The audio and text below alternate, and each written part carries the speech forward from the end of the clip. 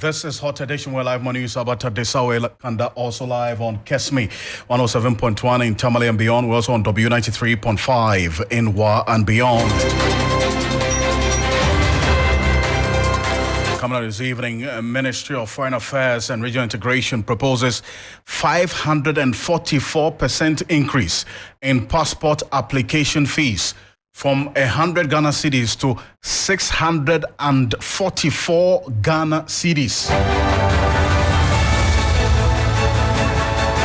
Bring you details of that shortly here on Hot Edition on 3FM 92.7. On the issue of the cost of passport, it is not sustainable, and I'm hoping that Ghanaians will pay realistic prices for passports. Realistic prices for passports.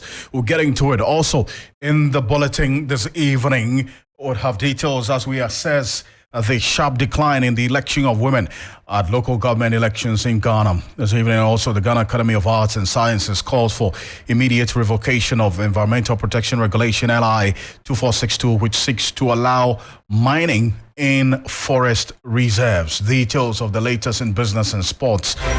With entertainment coming up for the next 60 minutes. I am Alfred Ocansey. Remember, we're streaming live on Facebook and X at 3FM 92.7. Let's get into the details now. As government has proposed an increase in processing fees for passports, the Ministry of Foreign Affairs and Regional Integration, which put forward the proposal, wants the fee reviewed upward from the current 100 Ghana cedis to 644 cedis, representing 544% increase in the fees for passports.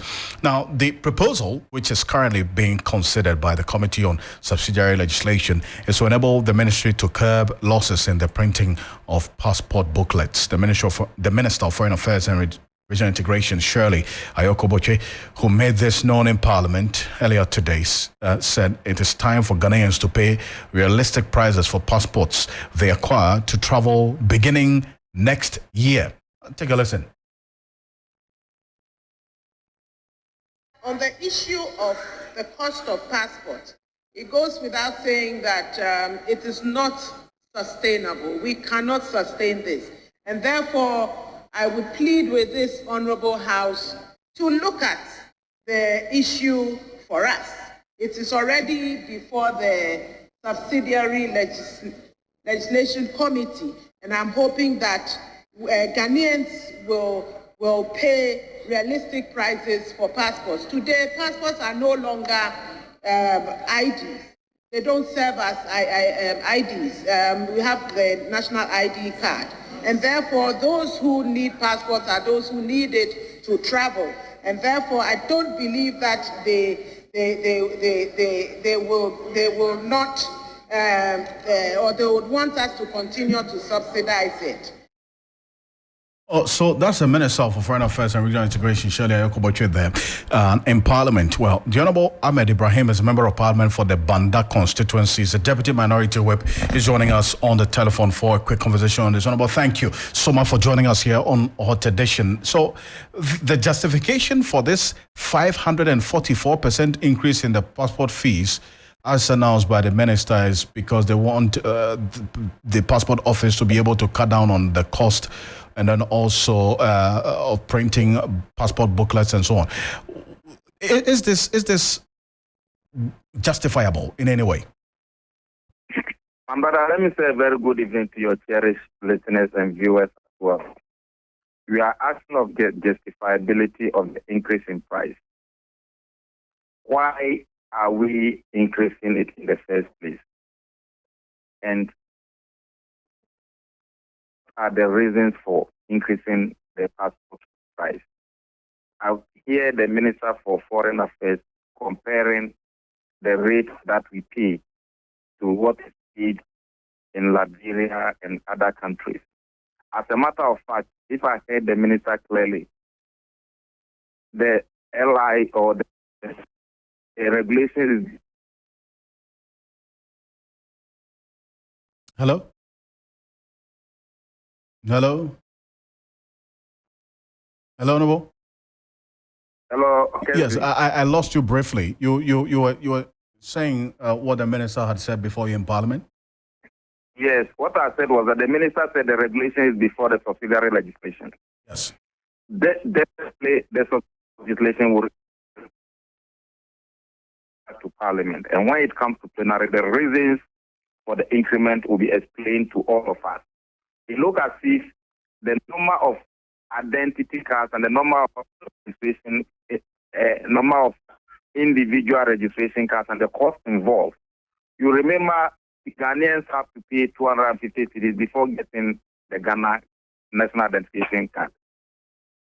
And if the minister is looking onto that, definitely she might be tempted to say that if you can pay 250 cedis to get a passport, therefore I will also increase the price of passport to what. This is why when the time came and they said charging premium charges for Ghana cards, one of us goes against it. It's like people did not listen to us, and that is a winning. Because you cannot compare Ghana to Liberia or Ghana to Ivory Coast and say that is the state who supply passport material, and because of that, way to increase the price from 100 cedis to whatever. Is inflation not coming down? Inflation is coming down. So if inflation yesterday was reduced from 35.2 to 26 cedis, it means there is improvement in the prices of things, and therefore I don't agree that we should increase the price of passport to about 600 something or something that he's talking about. I don't agree. I see. Even in the wake of this, the complaints by the passport office that they are not able to recover the cost of, for instance, the printing of the booklets. What goes in? This is somebody's business that people make profit. I use supplies the material and the procurement processes. They don't generate IGF or they don't generate money from them. Passport acquisition is not meant to make profit. It is meant to assist and identify individual nationality. So I don't think the acquisition of passports should be a revenue generation activity, but it is a necessity. Just giving access to Ghanaians to go and embark upon exploration, be it business, be it trade, be it educational, and other things. So the importance or the value of acquiring a national passport to give you the opportunity to explore other parts of other continents of the world to not be something that will be outrageous in such a way that it will be beyond the reach of the have-not, that they may not be equal. So I don't agree with them. She is talking of sustainability. Since when? And if it happens that now government cannot do what government is supposed to do, then we are shifting all the costs to the individual citizens. The time will come, then there will be no need for government. But I don't agree with them. Now, what could be done differently to, as it were, reduce this increase of 544%? All that I heard was that Liberia is paying this country is paying this. But the reasons for the increment, according to the minister, is about sustainability. But I'm saying that it cannot be said that the one who supplies the material to this is somebody's business. Like it or take it. This is somebody's business. I see. There will not be profit out of it. So it is brought to the barest minimum. It will not be increased to 500 and something to the 600 and something that is talking of. What just? But Honorable, do you agree that there has to be an increase? That's why I said that that's why I took you to the price of inflation. Inflation is just about 26%. So if inflation is 26%, it's for increasing passport price to 600%. Oh, hold on a bit for me, because I have the Chief Executive Officer of the Consumer Protection Agency, Kofi Kapito, is also joining us. Kofi, thank you. Thank you for joining us here on Hot Edition. So this is the announcement by the Minister for a proposed increase of 544% in passport application fees. That's from the current 100 cedis to 644 Ghana cedis. The Honorable Ahmed Ibrahim is questioning the basis for this because that is going to obviously create a problem for a number of people. What's the position of the Consumer Protection Agency? Alfred, let me say good evening and good evening to the Honorable Member of Parliament and Merry Christmas to everybody. Alfred, you know, for the longest time, And I would like the minister, is it a ranking member or deputy? Deputy ranking. A ranking member, right? Yes. I would like him to take this assignment on behalf of consumers. Let's find out the actual cost of the booklet of a passport. Alfred, we've been doing things in Ghana. Yes, I agree with him. Taking it from 100 and increasing it by 500% overnight might be a little bit excessive. But the question is, a passport is not a social immunity. A passport is described as a travel certificate. Unfortunately, because we've been doing things in Ghana, that is why sometimes passport was used as a form of identity. But now, even as we are all switching to Ghana cards, even now they claim that passports are not even allowed to use to vote. So we need to look at it holistically. Do every Ghanaian need a passport? No. Every person who wants to travel needs a passport. You see, we do things and then we don't look at it. Look, to me, I have always wondered why does every Ghanaian go through a Goro boy or a middleman to obtain a passport? And it's because of this 100 cities that most people will pay maybe beyond 500 to 1,000 cities through a middleman. Maybe it doesn't have to be that much, but we should see how government will collect all the revenue instead of going into an individual's hands. DVLA has done some of this and is working perfectly. DVLA says that you can expedite the passport, the driver's license delivery, and if you pay a fee, they will give it to you. You pay to a bank that goes directly to DVLA. What I want to ask the honourable member of Parliament to ask the honourable minister is what has necessitated in terms of what has gone through, what has happened. They should break it down as he is demanding that we need to be informed as to why we are going to be paying this extra fee for the passport. But me, if you ask my personal opinion, we should cost the book itself first. Like I said, a passport is not a social intervention. See, but then again, you also, even if it's not a social intervention, you also take into consideration the social impact of this quantum of increase proposal of 544%. You know, that's something you cannot take away from the equation or the analysis. No, I agree. Because you see, unfortunately, we live in a country that, as the honorable MP is saying, maybe they were not even aware. Maybe they've been caught on the blind side. This is something that should have been discussed, not just in Parliament, even in the public domain, as to why we are going to do this, for other contributors to also share their view and expertise to see the best way that we can all come and accept that maybe we need to increase it, but maybe not by 500 and something percent. Honorable, so before I let you go, this is a concern that Kofi Kapito is throwing up to you, that you should probably get the cost of the printing the booklet now, so that maybe that would even guide the conversation as to whether there should be an increase or otherwise. Honorable Mbanda. Precisely so. You know, I started by saying that we need to be given the justification for the increment beyond the inflationary rate. And as the minister said, it's before the subsidiary legislation committee. So technically, a report to be brought to Parliament and all of us will have a say in it. But I know the subsidiary legislation committee will not just go and be looking at the constitutionality of it or the legalities of it. They will have to go to look at the material component and the cost build-up. So when we get that, definitely Ghanaians will be representing the floor of Parliament and we will defend the cause of Ghanaians. Alfred, yes. Can I ask the Honourable Minister a question? Honourable Minister, do you accept that a passport is a travel certificate or a travel document? Unfortunately, not just this time, the way we've been doing things as a nation, that has necessitated the need that every Ghanaian thinks that, oh, maybe my uncle abroad or a friend somewhere would call me impromptu to tell me that, oh, there is a way that I can get you there. So everybody feels that they need a passport.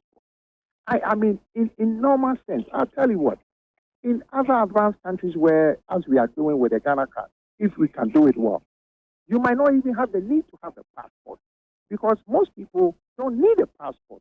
You need a passport only when you are traveling. Look, there are people who live in Europe, people who live in America, who, if you ask them what a passport is, will tell you what is a passport because they don't have the need for a passport. Kofi, the passport itself is cheaper than the Ghana card that you are even quoting.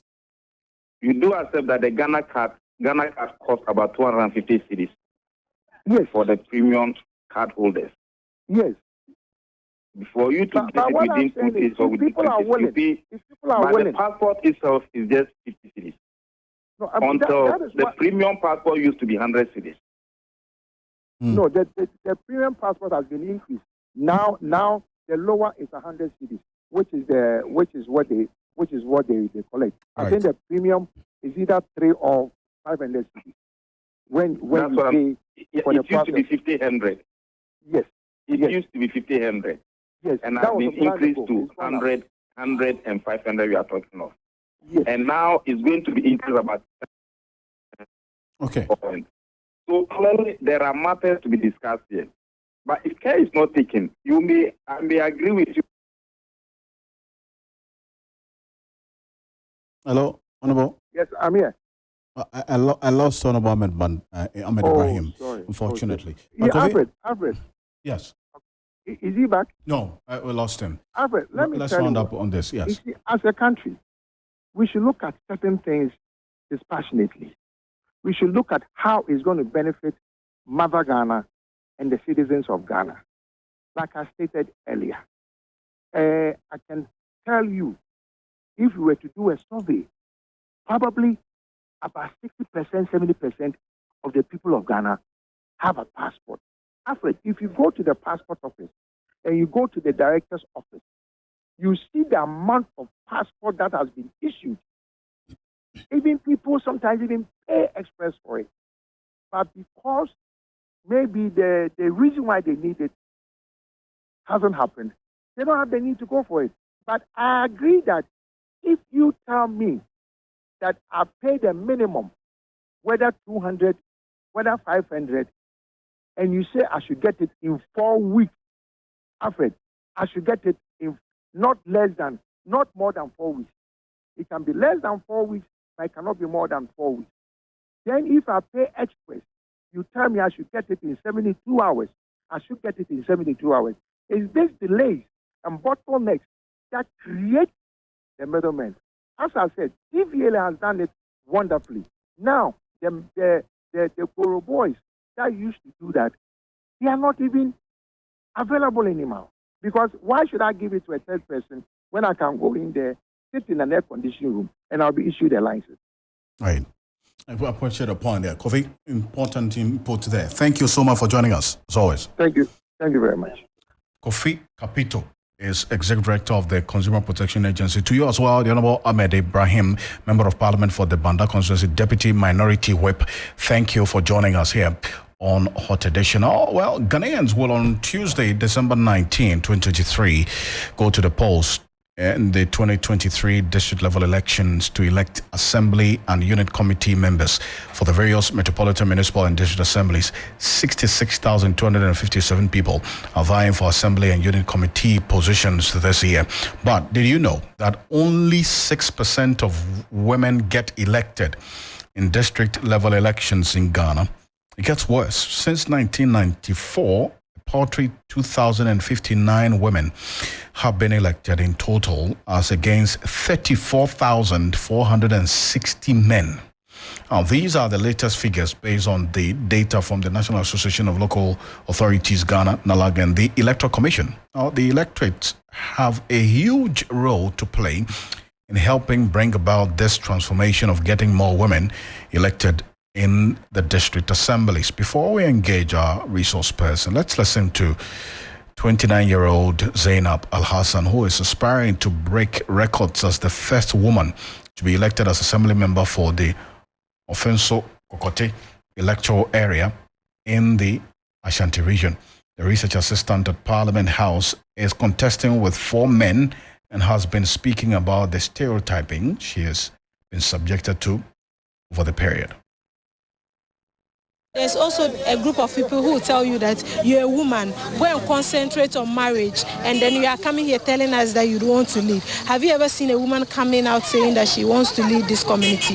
What is wrong with you? Small girl, go and sit somewhere. And then they are going with that one.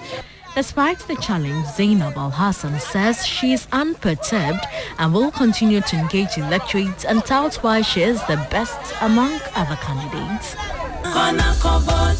District Assembly about eligible voters in Ghana must go and vote. The progress of your community is right in your hands. Oh, so that's the call. Go and vote. And that's the low voter turnout is another issue that we're going to be dealing with when it comes to apathy for the district level elections. I wonder how many of you even know that is going to take place on Tuesday.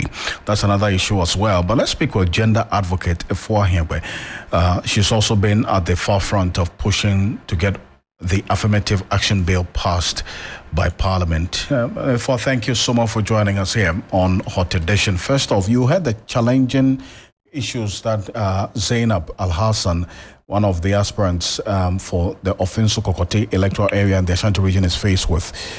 Is that what cuts across for most women contenders you've been talking to?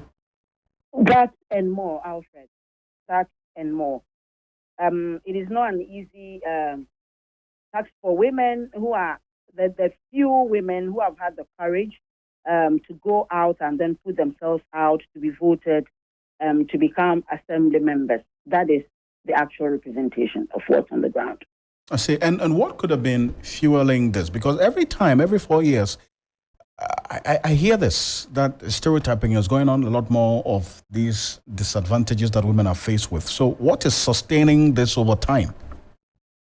I would say that it is our sociocultural settings, number one, and systemic barriers that do not seem to solve the problem of deliberately and progressively encouraging women and amplifying women's desire to occupy political positions, even at the local level.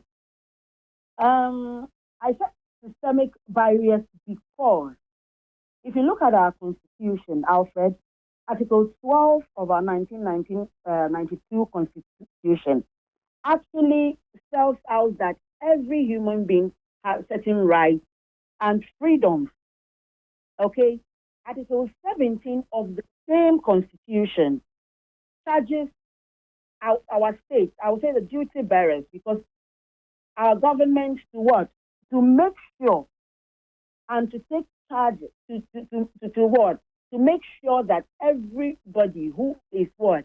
A Ghanaian has his or her freedoms and rights protected. But what do we see? All the measures that have been put in place for this to happen doesn't happen. It is like women are fighting a silent battle.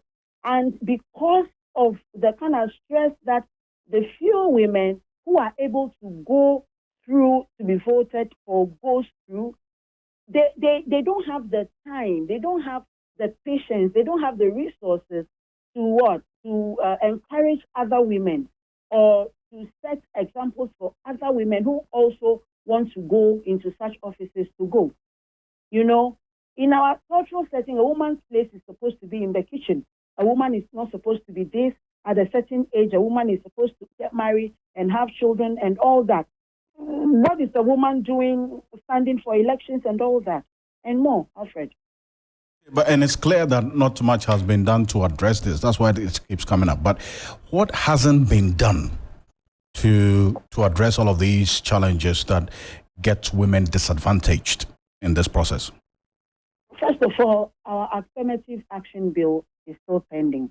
even though it's been tabled in Parliament this year, which we are happy with. At least a progress has been made. But there is no deliberate effort on the part of government, no particular government being referred to here.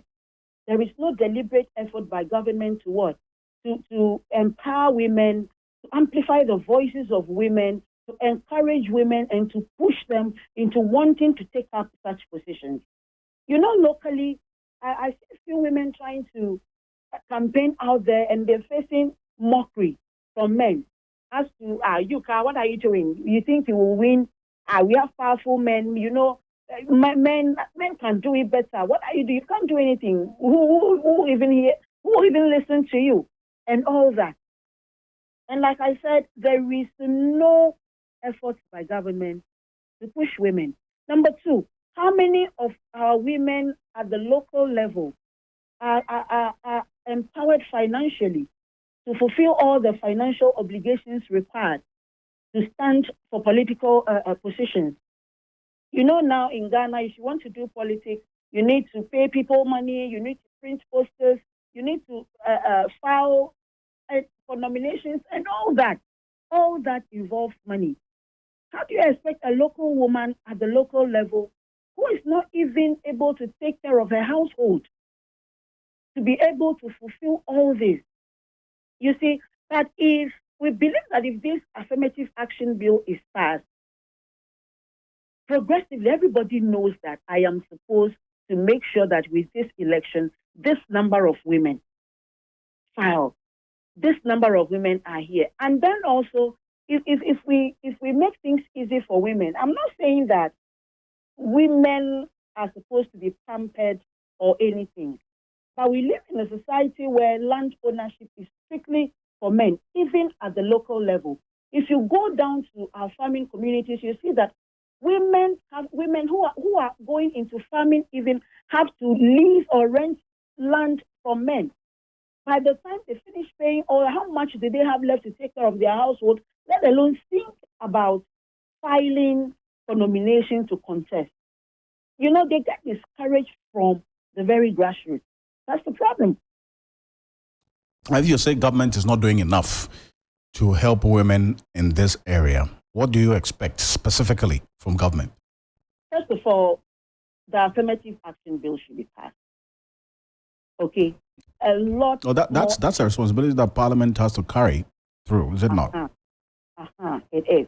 And then a lot of education needs to be done. We need to sensitize women at the grassroots level that you can.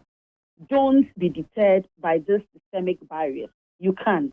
We need to empower women economically. We need women to take charge of their own affairs in-house before.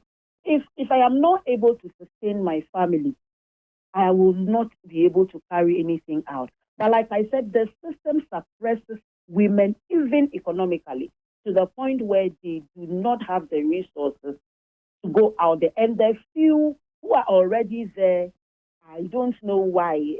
I don't want to say women are our own enemies, because we are not doing enough to attract other women to join them.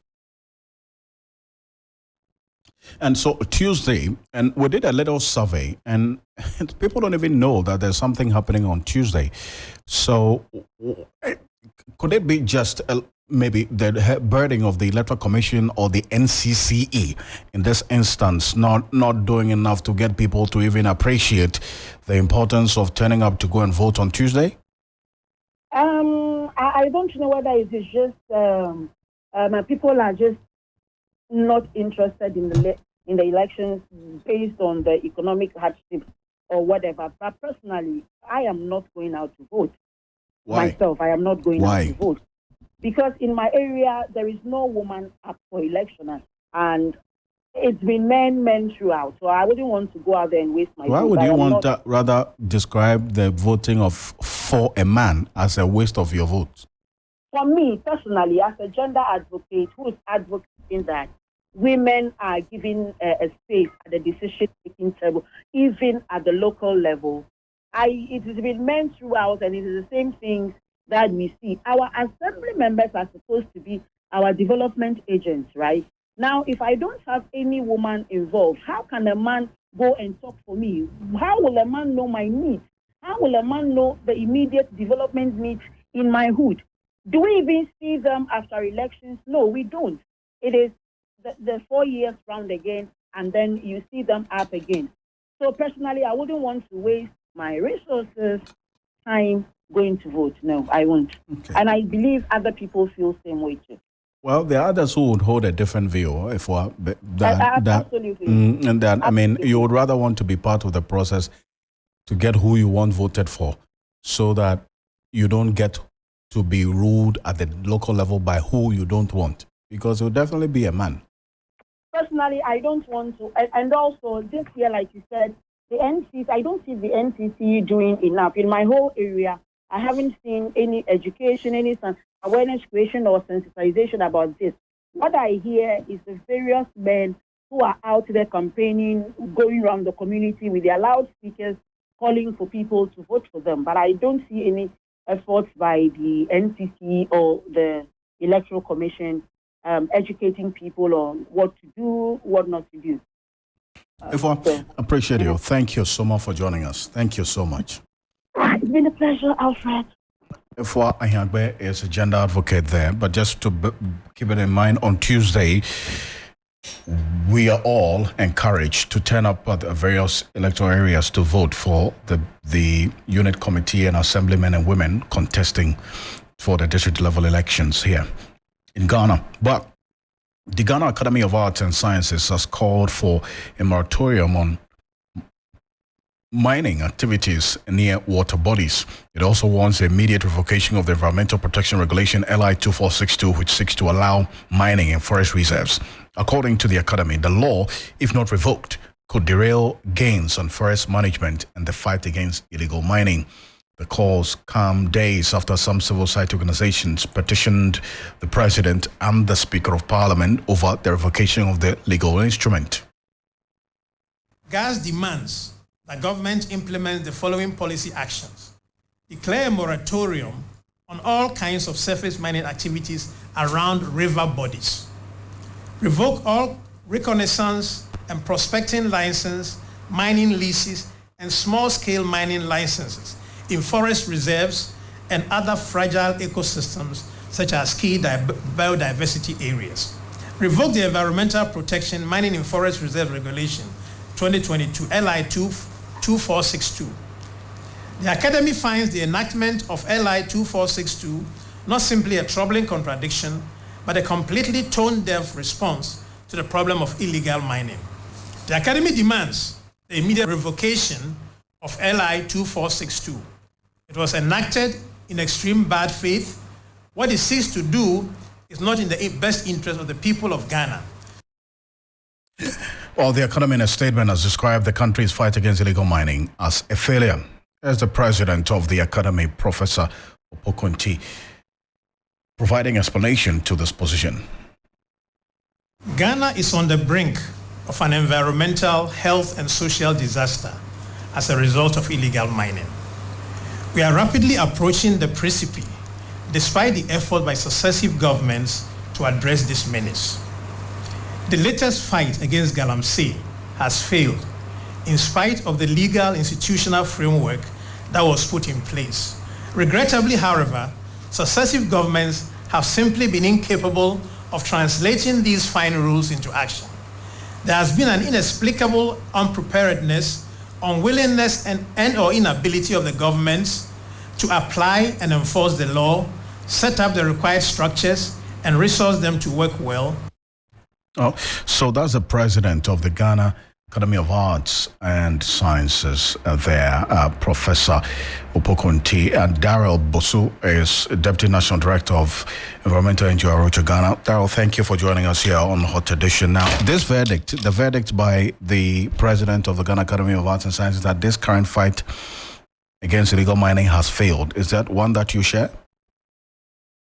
Good evening, Alfred. And I think that this verdict has long been echoed by several CSOs and organizations because, as you know, when we thought we were really getting a good hold on the issues, we saw the activities escalate, leading to all our river bodies being polluted. So we definitely agree with them, because I think so far we have not seen any decisive action by government to address this. And also even the fact that every action they put in place is more or less and just beating around the bush and not really getting to the core of the issue.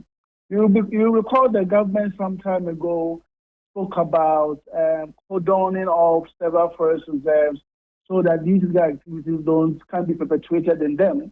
But what we saw was that government itself invested time and effort to pass new regulations that was rather going to open the forest reserves up for mining. And I think that in itself tells you that government has no interest and no commitment to ensure that we are successful with the campaign to address galamsey. And I mean, the Institute is very much in its right to make that observation, and we share with them in that observation as well. And it appears they also share in that call you're making for the revocation of the LI that seeks to give unfettered access to mining companies to get into forest reserve, LI 2462. I mean, it gives momentum to this, but the question now is that what next for you in this advocacy about this LI? Alfred, I think you've asked a very good question, and I think that this is something, if this government were really listening to what the institutions, other agencies are saying, they would have taken steps voluntarily to ensure that this LI is repealed before the issues escalate. As you know, we've been talking about possible case in court to really get a clarification on this, and that is really going to be very embarrassing for government. I mean, you have also been paying attention to all that the government has been saying at COP28, all the initiatives, all the funding, all that they are trying to bring into the country. If we continue to behave as we are doing now, with LI 2462 still being allowed to perpetuate and destroy a forest reserve, then government is really not serious. So I think that it is in the best interest of the executive and the government to really take steps themselves to get this LI repealed. Until then, I think if they don't do that, it's really going to be a big embarrassment to them looking at what's at stake. Sam, embarrassment, in what form is this going to come? Because it appears that sometimes they don't even see the urgency of the situation, Daryl. Well, Alfred, I think it also tells you that the reason why I say it's going to be embarrassment is that our government, if you really follow our government leading and championing a lot of climate resilience, climate adaptation actions at the COP, you ask yourself, are they saying all of those good things at the international platform? And when they come back home, they act contrary. So I think it's really going to show you that our government is just all talk and no action. And this is what I say that is going to really be an embarrassment for an issue for government, because there are new initiatives coming on board, and the government does not repeal this LI, then we are not going to be able to tap into all of these. And that's how come the government must take the necessary action to repeal this LI as soon as possible. Daryl, appreciate your time. Thank you very much. It's a pleasure. Thank you. Daryl Bosso is the Deputy Director, National Director of Arocha Ghana, an environmental NGO. The Tamale metropolis is facing an acute water shortage due to the inadequate supply from the Ghana Water Company Limited, and with the Harmattan approaching, and in fact has already a number of regions have started experiencing the severe Harmattan winds. It's expected to have an impact as well. Our Northern Regional Correspondent Christopher Marco has the rest of the story. For nearly 3 months, communities like Kukuo, Vetin, Target, Koblimagu, Snit, and Choguya Palsi have been without water, leading to residents relying on dugouts and unwholesome water from tricycle operators. Water crisis has been a challenge for us since the rain stopped. During the rainy season, once in a while, we do get water. But this period is so difficult. I can't remember the last time our tap flowed. Normally, when we wake up in the morning, we have to get gallons or jerrycans to go far away to get water to be able to buy before you go to school, before you go to work. We face a lot of challenges concerning our water. We hardly get water from pipe.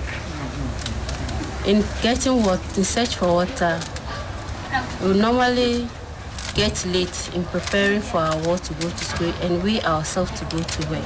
Management of Ghana Water Company in the northern region has attributed the situation to sand-winning activities at the Nawuni treatment plants. A perennial problem. It keeps coming every year during the dry season. That phenomenon started.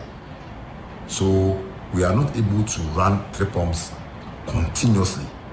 Even when we are doing 3 pumps, maximum, we're able to do 30,000 cubic a day to supply Tamale Metropolis. That one is even woefully inadequate. So we ration the water. What I'll tell them is that they have to be patient with the company, and we are working very hard to restore normalcy, to use the 3 pumps. But at the same time, we are the same people who are also winning the sand. So they should also understand that they have to move upstream. Well, it does appear that residents of the greater Tamale metropolis, especially those living around Betin, Kobulimagu, Target, and its adjoining areas, will have to brace themselves for more hardships when it comes to water supply to these areas. Or they will have to save more to buy water. Christopher Mwako, Tamale. Chris, thank you. Christopher Marcon, giving us details of what's happening in there. So live here on Hot Edition on 3FM, also live on Kesmi 107.1 in Tamale and beyond, and also on W93.5 in Wa and beyond. Right after this quick break, we're getting to business, sports and entertainment here on Hot Edition. Stay with us. We'll be back shortly.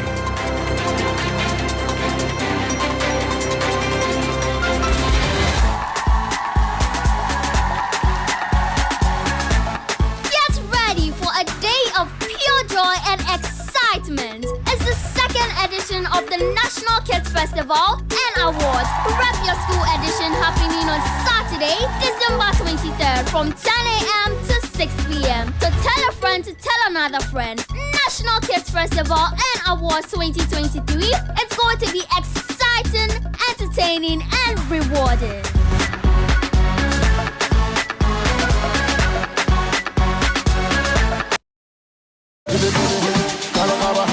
Get ready for the most exciting event of the year. It's the 3FM All-White Party. Join us on the 28th of December at the beautiful La Palm Royal Beach Hotel, starting at 7 p.m. Dress to impress in your finest all-white attire and be part of the ultimate celebration of the season. Live musical performances from some of the hottest artists in GH, fantastic DJs on rotation, and unforgettable moments await you at the 3FM All-White Party. Save the date and be there for an incredible night of fun and entertainment at the ultimate party this season. It's official.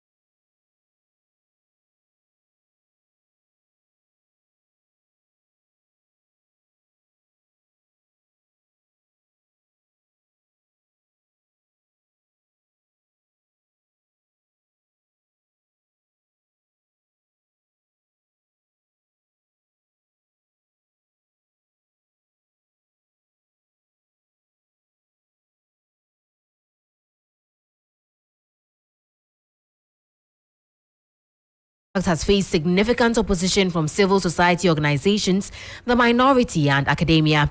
Now, speaking at a CSO stakeholder forum organized by the Natural Resource Governance Institute, the sector minister emphasized that there is ample time for additional feedback to refine the draft before it is presented to Parliament. This government is a listening government, and this government will listen to you and will listen to Ghanaians and will listen to everybody who has something to say or offer in the structuring of the national life of Ghana, particularly the management and exploitation of the natural resources of our country. And in any event, the Constitution is clear in black and white that the natural resources of our country are the property of the Ghanaian people. And the president holds those resources in trust for the Ghanaian people. And so the president, whom I'm acting on his behalf, we both have a fiduciary duty towards the Ghanaian people to manage these resources, with candor, with honesty, with competence, with transparency, and with integrity. And I can assure you that that's exactly what we are doing. We are happy to listen to opinions, and if we ever came across a proposal or an alternative which we believe is superior, and we need to we will look into it. But of course, Minister for Lands and Natural Resources Samuel Abujinapo there. Also, the holidays can be a wonderful time, but it can also put a strain on individuals' wallets. You should not let Christmas and New Year holidays derail your finances. Guess what? We have to give to you a report by my colleague Eben Ejekumbuati. You may have to be strategic in your shopping for the coming festivities. Some people plan for the festive season, but for those who do not plan for it, the truth is, the Christmas and New Year could put a strain on your resources. A financial analyst, Patrick Abankwaba, says there are plenty of ways to have a festive holiday without breaking the bank. It's important that around this time, people set budget for how much they want to spend. Perhaps as we speak, we've not even planned anything at all, but we are hoping against some money that will be coming, maybe some bonus. What you need to do is set a budget for it. This is how much I can spend for the Christmas. And that will be all for Business News on Hot Edition. For more business stories, please check out our website, 3news.com. My name is Menua for Kelvin. Also on site on standby with the sports news. Well, let's get into the world of sports. Where your boys looking forward to getting a space in Chris Hughton's squad for next month's Africa Cup of Nations after scoring for Columbus Crew to win the MLS Super Cup. He's hoping that this time around he will be involved in Ghana's AFCON preparations. For me, what I've done this season, yes, I think I'm ready. I think I can show my qualities. I can show what I did this season, and to help the country to go forward, to move forward. So for me, I think I do. So, but at the end of the day, it's their decision also. You know what I mean? The coach decision, and then the management and everyone involved. So, by me personally, I'm ready all the time ready. So yes, let's see. Well, let's see what happens now on Sunday, Super Sunday in the Premier League, where Liverpool welcome Manchester United. The two managers have spoken ahead of that big game. The headlines about United are not great before we play, because it's always like, okay, so then it is the game where you can put everything right. So I don't follow United closely enough to know exactly what's the problem there, but I saw that Erik ten Hag became manager of the month last month. I saw that they were the team in form result-wise in the last month.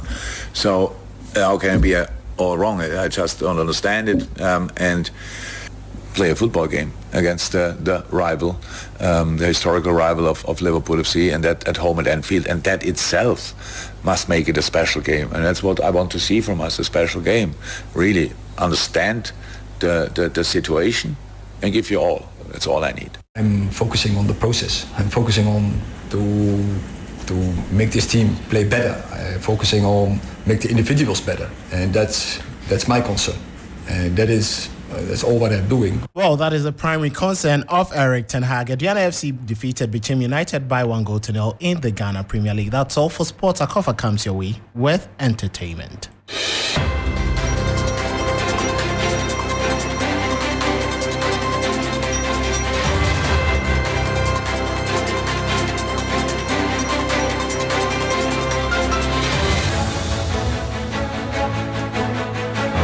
Thank you very much, Kelvin, and also thank you for joining us on 3FM Hot Edition. It's now time for the entertainment news segment powered by 3 Entertainment. My name is Akof. Another creative arts agency is on the move to ensure that 100% Ghanaian music is on the airwaves this December.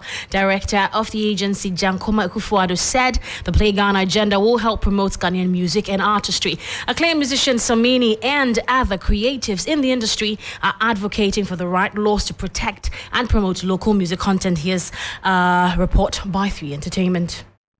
Artists and music professionals have over the years complained and expressed frustrations over DJs doing very little to promote local music content. Industry players have seized every opportunity to voice their displeasure, particularly about the dominance of Nigerian music on the airwaves. What's happening to our own music? They don't play it.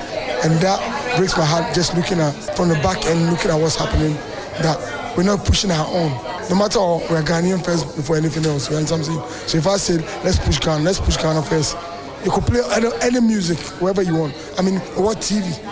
Now, the Obra and also that has changed into Belamindo.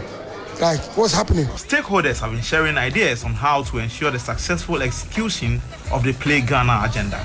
Executive Secretary of the Creative Arts Agency, Jankoma Ekufuado, wants DJs, pubs, and nightclub operators, as well as music enthusiasts, to consciously play and promote Ghanaian music. The Christmas season is upon us, a time where our creative community shines. Travelers visit our golden shores, sampling all the best that Ghana has to produce. Our diasporan brothers and sisters return home with braided hair, kente outfits, hand-carved wooden masks, adinkra symbol jewelry, oil painting of market scenes and Ghana sunsets.